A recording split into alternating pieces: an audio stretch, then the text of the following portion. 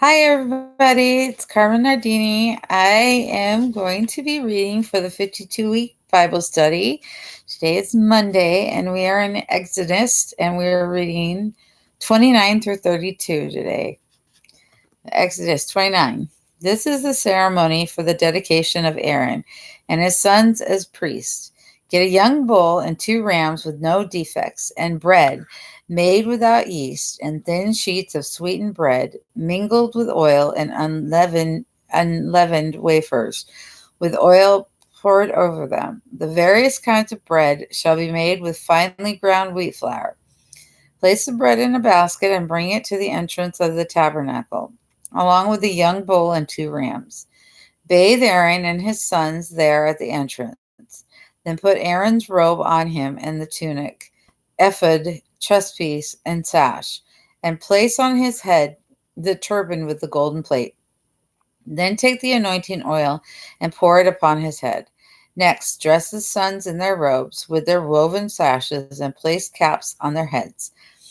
They will then be priests forever. Thus you shall consecrate Aaron and his sons.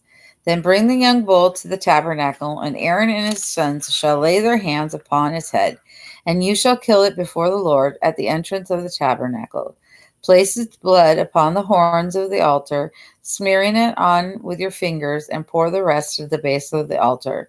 Then take all the fat that covers the inner parts, also the gallbladder and 2 kidneys, and the fat on them, and burn them upon the altar. Then take the body, including the skin and the dung, outside the camp and burn it as a sin offering. Next, Aaron and his sons shall lay their hands upon the head of one of the rams as it is killed. Its blood shall also be collected and sprinkled upon the altar. Cut up the ram and wash off the entrails and the legs. Place them with the head and the other pieces of the body, and burn it all upon the altar. It is a burnt offering to the Lord, and very pleasant to him. Now take the other ram, and Aaron and his sons shall lay their hands upon its head as it is killed. Collect the blood and place some of it upon the tip of the right ear of the sons, and upon their right thumbs, and the big toes of their right feet. Sprinkle the rest of the blood over the altar, then scrape off some of the blood from the altar and mix it with some of the anointing oil, and sprinkle it upon Aaron and his sons, and upon their clothes, and they and their clothing shall be sanctified to the Lord. Then take the fat, including the fat tail and the fat that covers the insides, also the gallbladder and the 2 kidneys, and the fat surrounding them, and the right thigh. For this is a ram for ordination of Aaron and his sons. And 1 loaf of bread, 1 cake of shortening bread, and 1 wafer from the basket of unleavened bread that was placed before the Lord. Place these in the hands of Aaron and his sons to wave them in a gesture of offering to the Lord. Afterwards, take them from their hands and burn them on the altar as a fragrant burnt offering to him. Then take the breast of Aaron's ordination ram and wave it before the Lord in a gesture of offering. Afterwards, keep it for yourself.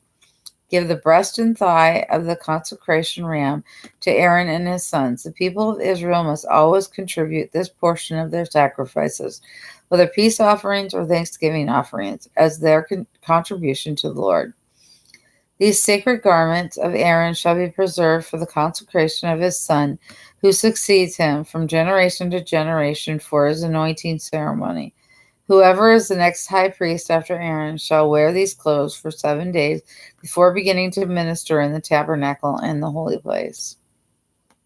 Take the ram of consecration, the ram used in the ordination ceremony, and boil its meat in a sacred area. Aaron and his sons shall eat the meat, also the bread in the basket at the door of the tabernacle. They alone shall eat those items used in their atonement, that is, in their consecration ceremony. The ordinary people shall not eat them, for these things are set apart and holy. If any of the meat or bread remains until the morning, burn it. It shall not be eaten, for it is holy. This then is the way you shall ordain Aaron and his sons to their offices. This ordination shall go on for 7 days. Every day you shall sacrifice a young bull as a sin offering for atonement, Afterwards, purge the altar by making atonement for it. Pour olive oil upon it to sanctify it. Make atonement for the altar and consecrate it to God every day for 7 days. After this, the altar shall be exceedingly holy, so that whatever touches it shall be set apart for God. Each day offer 2 yearling lambs upon the altar, one in the morning. Offer 3/4 of finely ground flour mixed with 2.5 pints of oil pressed from olives, also 2.5 pints of wine as a libation. Offer the other lamb in the evening, along with flour and the wine libation as in the morning, for a fragrant burnt offering to the Lord. This shall be a perpetual daily offering at the door of the tabernacle before the Lord, where I will meet with you and speak with you. And I will meet with the people of Israel there, and the tabernacle shall be sanctified by my glory. Yes, I will sanctify the tabernacle and the altar, and Aaron and his sons, who are my ministers, the priests. And I will live among the people of Israel and be their God. And they shall know that I am the Lord their God. I brought them out of Egypt so that I could live among them. I am Jehovah their God. 30. Then make a small altar for burning incense. It shall be made from acacia wood. It is to be 18 inches square and 3 feet high, with horns carved from the wood of the altar. They are not to be merely separate parts that are attached. Overlay the top sides and horns of the altar with pure gold, and run a gold molding around the entire altar. Beneath each of 2 sides, construct 2 gold rings to hold the carrying poles. The poles are to be made of acacia wood, overlaid with gold. Place the altar just outside the veil, near the place of mercy that is above the ark containing the 10 commandments. I will meet with you there. Every morning when Aaron trims the lamps, he shall burn sweet spices on the altar, and each evening when he lights the lamps, he shall burn the incense before the Lord. And this shall go on from generation to generation. Offer no unauthorized incense, burnt offerings, meal offerings, or drink offerings. Once a year, Aaron must sanctify the altar, smearing upon its horns the blood of the sin offering for atonement. This shall be a regular annual event from generation to generation, for this is the Lord's supremely holy altar. And Jehovah said to Moses, whenever you take a census of the people of Israel, each man who is numbered shall give a ransom to the Lord for his soul, so that there will be no plague among the people when you number them. His payment shall be $50. All who have reached their 20th birthday shall give this offering. The rich shall not give more, and the poor shall not give less, for it is an offering to the Lord to make atonement for yourselves. Use this money for the care of the tabernacle. It is to bring you, the people of Israel, to the Lord's attention and to make atonement for you. And the Lord said to Moses, make a bronze basin with a bronze pedestal, put it between the tabernacle and the altar, and fill it with water. Aaron and his sons shall wash their hands and feet there when they go into the tabernacle to appear before the Lord, or when they approach the altar to burn offerings to the Lord. They must always wash before doing so, or they will die. These are instructions to Aaron and his sons from generation to generation. Then the Lord told Moses to collect the choicest of spices, 18 pounds of pure myrrh, half as much of cinnamon and of sweet cane, the same amount of cassia as of myrrh, and 1.5 gallons of olive oil. The Lord instructed skilled perfume makers to compound all this into a holy anointing oil. Use this, he said, to anoint the tabernacle, the ark, the table, and all its instruments, the lampstand and all its utensils, the incense altar, the burning offering altar with all its instruments, and the wash basin and its pedestal. Sanctify them to make them holy. Whatever touches them shall become holy. Use it to anoint Aaron and his sons, sanctifying them so that they can minister to me as priests. And say to the people of Israel, this shall always be my holy anointing oil. It must never be poured upon an ordinary person, and you shall never make it any of it yourselves, for it is holy, and it shall be treated by you as holy. Anyone who compounds any incense like it, or puts any of it upon someone who is not a priest, shall be excommunicated. These were the Lord's directions to Moses concerning the incense. Use sweet spices, staked, staked on Nokia galbanum, and pure frankincense, weighing out the same amounts of each. Using the usual techniques of the incense maker and seasoning it with salt, it shall be a pure and holy incense. Beat some of it in very fine and put some of it in front of the ark where I meet with you in the tabernacle. This incense is made most holy. Never make it for yourselves, for it is reserved for the Lord, and you must treat it as holy. Anyone making it for himself shall be excommunicated. 31. The Lord also said to Moses, See, I have appointed Bezalel, son of Uri, the grandson of Hur, and the tribe of Judea, and have filled him with the Spirit of God, giving him great wisdom, ability, and skill in constructing the tabernacle and everything it contains. He is highly capable as an artistic designer of objects made of gold, silver, and bronze. He is skilled too as a jeweler and in carving wood. And I have appointed Oliab, son of Ahisamach of the tribe of Dan, to be his assistant. Moreover, I have given special skills to all who have known as experts so that they can make all the things I have instructed you to make.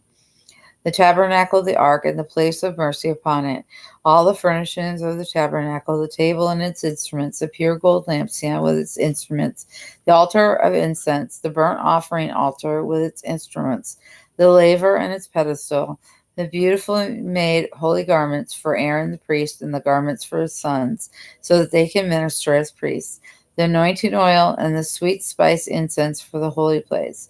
They are to follow exactly the directions I gave you. The Lord then gave these further instructions to Moses. Tell the people of Israel to rest on my Sabbath day, for the Sabbath is a reminder of the covenant between me and you forever. It helps you to remember that I am Jehovah, who makes you holy. Yes, rest on the Sabbath, for it is holy. Anyone who does not obey this command must die. Anyone who does any work on that day shall be killed. Work 6 days only, for the seventh day is a special day of solemn rest, holy to the Lord. This law is a perpetual covenant and obligation for the people of Israel. It is an eternal symbol of the covenant between me and the people of Israel. For in 6 days the Lord made heaven and earth and rested on the seventh day and was refreshed. Then, as God finished speaking with Moses on Mount Sinai, he gave him the 2 tablets of stone on which the 10 commandments were written with the fingers of God. 32. When Moses didn't come back down the mountain right away, the people went to Aaron. Look, they said, make us a god to lead us, for this fellow Moses who brought us here from Egypt has disappeared. Something must have happened to him. Give me your golden earrings, Aaron replied. So they all did, men and women, boys and girls. Aaron melted the gold, then molded and tooled it into the form of a calf. People exclaimed, O Israel, this is the God that brought you out of Egypt. When Aaron saw how happy the people were about it, he built an altar before the calf and announced, Tomorrow will be a feast to Jehovah. So they were up early the next morning and began offering burnt offerings and peace offerings to the calf idol. Afterwards, they sat down to feast and drink at a wild party, followed by sexual immorality. Then the Lord told Moses, Quick, go on down, for your people that you brought from Egypt have defiled themselves and have quickly abandoned all my laws. They have molded themselves a calf and worshipped it and sacrificed to it. And this is your God, O Israel, that brought you out of Egypt. Then the Lord said, I have seen what a stubborn, rebellious